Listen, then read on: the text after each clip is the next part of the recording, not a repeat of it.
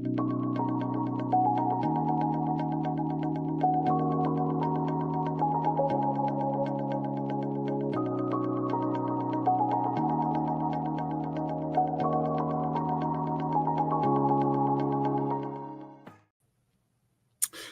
morning. It's Friday, August 22nd. The multi-front war in the Middle East is now 686 days old. I'm your host, Jonathan Schanzer. Welcome back yet again for more abuse. Welcome back yet again to the FDD Morning Brief. Some potentially good news out of Syria. Reports yesterday from the Israeli press suggest that the al-Shara regime, or the Jolani regime, I guess, if you want to call it that. Either way, the regime in Syria is prepared to enter into a security agreement with the Jewish state in the coming month. Exactly what that looks like, I don't think anybody's ready to say with confidence, but Syria has reportedly acknowledged its direct engagement with Israel, something that has rarely, if ever, occurred between these two countries since Israel's founding in 1948. It's all fascinating because the new regime is populated with former or maybe even current Al-Qaeda operatives, and the new regime's patrons are the Israel-hating governments in Turkey and Qatar. Can we trust this process? Who the heck knows? Today's guest is Representative Greg Landsman, a Democrat from the great state of Ohio. The congressman and I caught up yesterday to discuss lots of things, including Qatar's duplicitous role as arsonist and firefighter in the Middle East, how the United States can pressure Turkey to stop supporting terrorism inside the NATO tent, and the importance of making sure that the Iranian nuclear program remains fully dismantled. Stay tuned. Our pre-recorded conversation is coming your way in just a few. It seems like everyone and their bubby is trying to figure out Israeli Prime Minister Benjamin Netanyahu's next move. Will he order the IDF into Gaza City? Will he take over Gaza in its entirety? Will he make a partial deal for 10 living hostages? Will he demand nothing less than a deal that returns all the hostages in exchange for an end to this war? There's only one person who knows the answer to these questions, and that is, of course, Netanyahu. But let's be clear, even he may not know his next move. From what I'm picking up, Netanyahu is still weighing his options, and he has no reason to make a hasty decision. The Knesset, Israel's parliament, is in recess right now, and it will remain so until after the Jewish high holidays conclude in the fall. So his government will not collapse right now. But even if Bibi spurns the Israeli right, centrists like former Army Chief of Staff Benny Gantz appear willing to step into the void. The hostage deal on the table, it's the same deal more or less that has been on and off the table for months. Bibi can literally take it or leave it. The big question is the ground invasion. Is it go time? I still don't see definitive answers there either. In short, Netanyahu has options, and he has no reason to move quickly. In fact, the more he stands pat, the more mistakes his enemies are bound to make, both in the political arena and on the battlefield. Now for your headlines. Headline 1, the Trump administration just went scorched earth on the International Criminal Court with fresh sanctions. Pass the popcorn.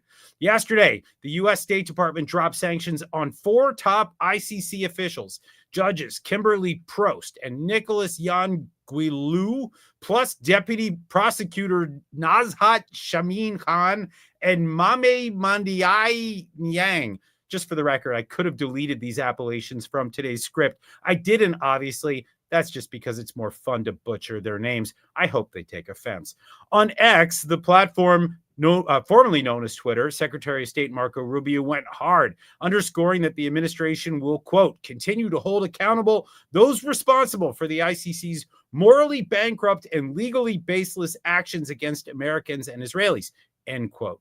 He also blasted the ICC for, quote, disregarding national sovereignty, end quote, and using the court as a tool for lawfare, targeting U.S. and Israeli nationals with investigations, arrests, and prosecutions. This comes about a month and a half after Rubio slapped sanctions on Francesca Albanese, that bonkers UN special rapporteur has been spewing vile anti-Semitism. By the way, I've seen reports about her husband apparently going bonkers too, and violating his position at the World Bank. Headline 2, an Israeli imprisoned in Lebanon for over a year has been quietly freed. No prisoner swap needed. His name is Salah Abu Hussein, he's a man who struggles with mental illness, and he accidentally crossed into Lebanon last July, where he was detained. His family only learned he was being held in Lebanon after his release yesterday. Gal Hirsch, Israel's coordinator for prisoners and missing persons, said the release came after months of quiet diplomacy aided by the Red Cross. Lebanese authorities handed Salah over at the Rosh Hanikra crossing on the Israel-Lebanese border. I'm truly thrilled for Salah and his family. But here's what gets me. The same Red Cross that worked tirelessly to secure this man's relief with no deals or concessions needed hasn't even attempted to do the same for the hostages held by Hamas in Gaza. They haven't so much as demanded a visit to check on the condition of those hostages. Disgusting. Back to Lebanon, I like what I see here, working to do the right thing in tandem with the Israelis. That's what good neighbors look like. They don't have to invite each other to barbecues. They can just stop fighting. But for that to happen, Hezbollah needs to be disarmed and dismantled. U.S. envoy Tom Barrack is working hard to do just that, although there are moments where I question some of his moves. And headline 3, tensions are running high in the West Bank, otherwise known as Judea and Samaria. Yesterday, a Palestinian from the village of Al-Mughayr fired several shots at an Israeli man in his 20s near Gal Yosef, an Israeli community in the West Bank.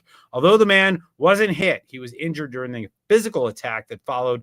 Medics found him unconscious, treated him on site, and transported him to a hospital in Jerusalem, Shaare Tzedek, where he is now recovering. Meanwhile, the Israeli right is pushing forward with the highly contentious E1 housing project, planning 3,400 new homes for Israelis in the West Bank and seeking to physically divide the territory into 2 separate areas. The backlash is fierce, and it's definitely not helping the Netanyahu government get out from under the international criticism that it has been sustaining over the last several months. I'm not sure that bothers Bibi and company. You see Judea and Samaria, as it's known in Israel, as a strategic asset for Israel to control.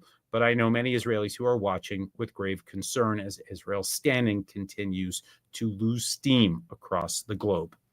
All right, with that, it's time to press play on that pre-recorded conversation I did yesterday with Congressman Landsman from the great state of Ohio. I think you'll enjoy.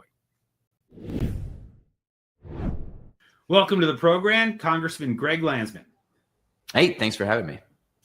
All right. Well, great to have you with us. I am curious. You recently took a stance that not very many members of Congress have taken. You sent a public letter to the Qatari ambassador to the United States, calling out his country's insane dual role as mediators of the hostage crisis while they are patrons of Hamas. Oh, and by the way, they're major non-NATO allies. It is ridiculous. But you are in the minority of those who are actually acknowledging this. So what motivated you, and what exactly do you see as their misdeeds?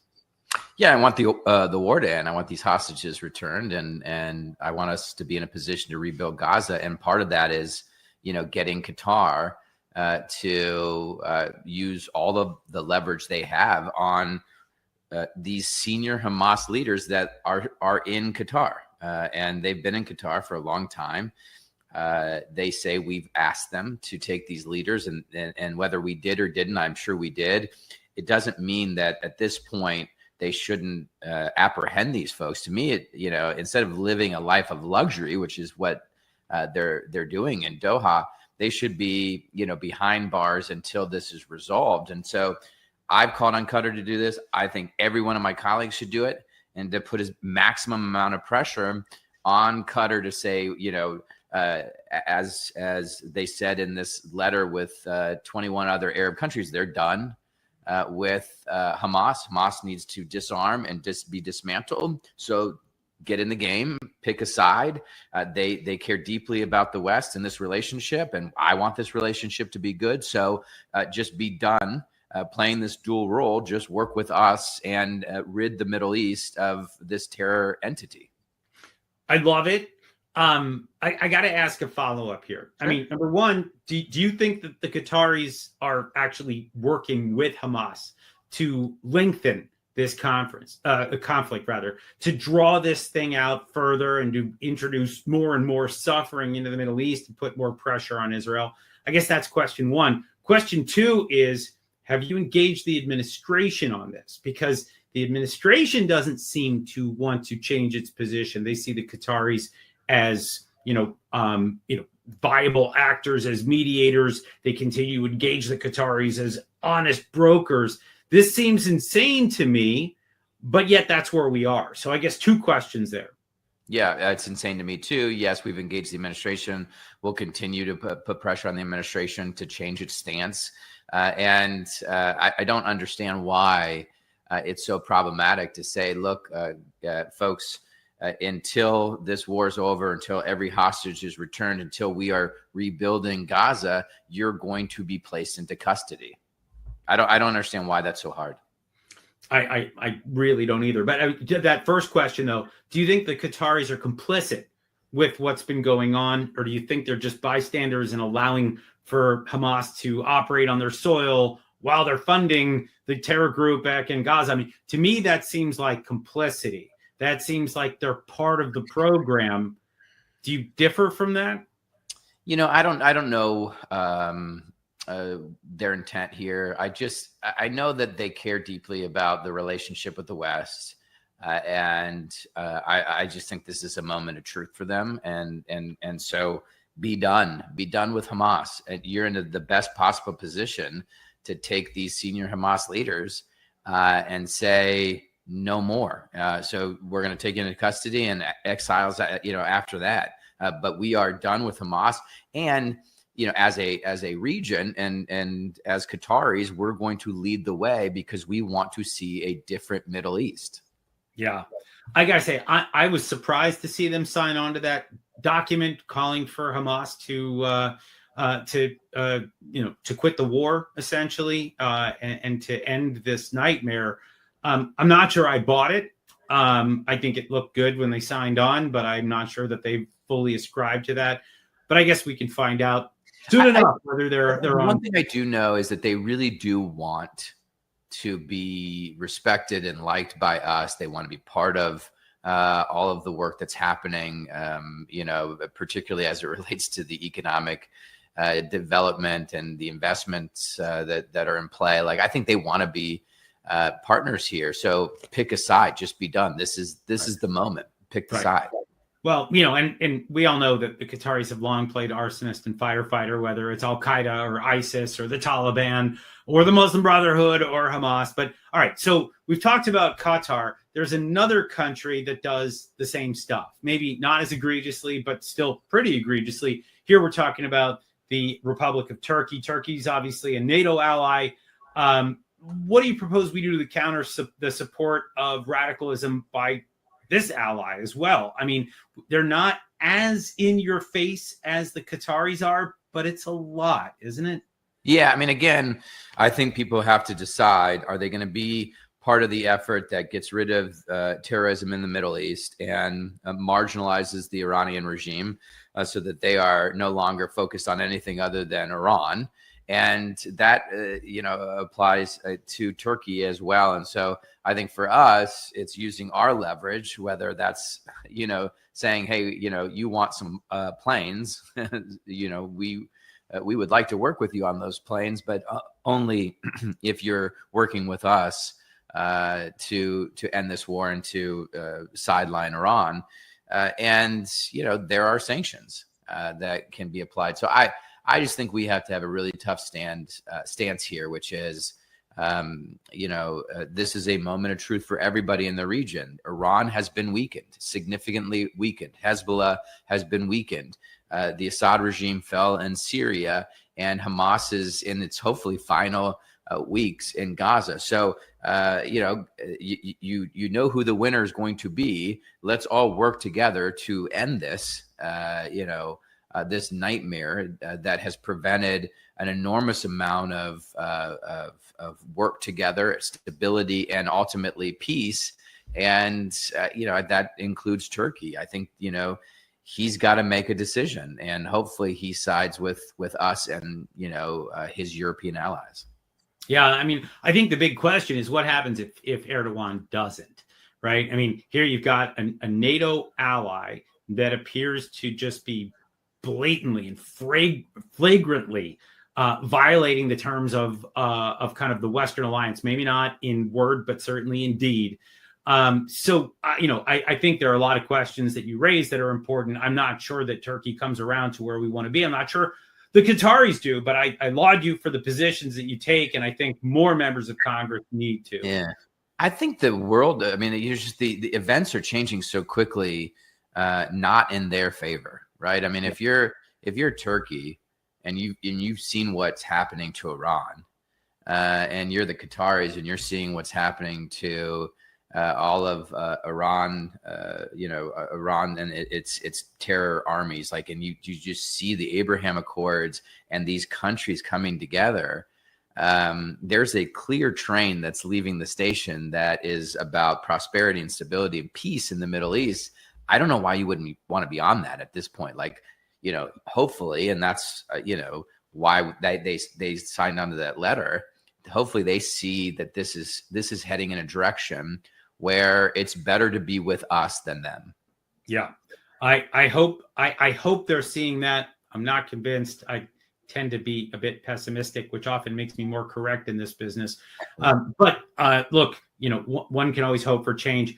I get the sense, I know you were just recently in Israel with a group of Democratic members of Congress. I get the sense that you've been hearing from the Israelis about their vision for kind of a redrawing of the map of the Middle East, a change in the reality as a result of that 12-day war with Iran, as a result of Donald Trump dropping those large munitions on the Iranian nuclear sites.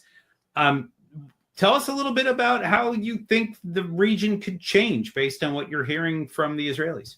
So start with Iran. Iran has to be fully marginalized. They have to, dismantle all the terror armies, Hezbollah, Hamas, the Houthis. They got to get out of that game, and they need to agree to a civil program and inspections. And so we have to stay, very engaged and vigilant. And get as many folks with us as humanly possible. If they start, rebuilding, then they get hit again. That has to be the position, so that the regime changes or folds. But either way, they get out of this game of causing all of this conflict and terror and instability in the region. But for Iran, I believe we would have had a lasting peace a long time ago. And then you get to Syria. The Assad regime has fallen. It is a big opportunity for everyone to work together to strengthen relations with that new government.